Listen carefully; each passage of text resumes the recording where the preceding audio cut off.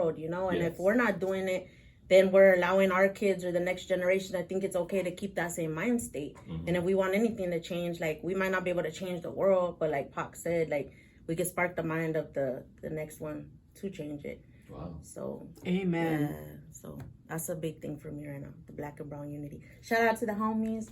It's a street mentoring program that we have a Black and Brown unity event coming up soon. Okay. And then so we'll be doing that. And me and I'm also a member of this youth mentoring program called the Law Foundation. Life Always Works, and that's the homeboy Chris Sepulveda. He actually went to prison really, really young, and ended up coming out having a heart for the youth. So he started that nonprofit agency, and he has a bunch of us that were ex-gang members, ex-convicts, and we actually mentor the youth one-on-one because, they want to hear somebody that's been there, done that. That's just going to make the most impact. So, wow. Especially this generation. Yeah, they have to have somebody they can identify with. Yeah.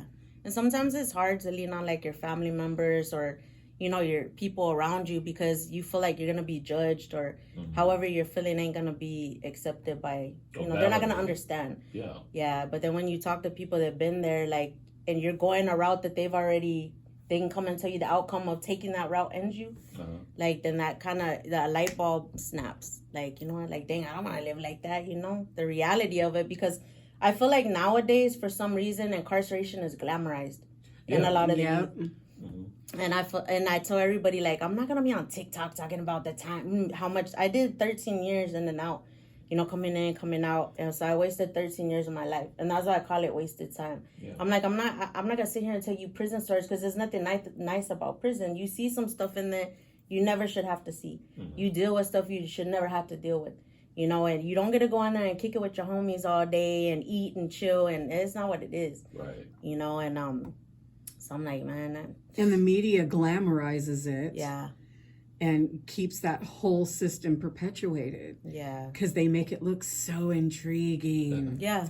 And so then these young kids, they're got all their little homeboys around them in the streets, and they think, oh, when I get in, I'm from this and that. Once you get in, that's a whole different world. You know what I mean? And there, that's it's like your homies ain't around no more. You know what I mean? You better like be able to stand 10 toes down. Hold your own.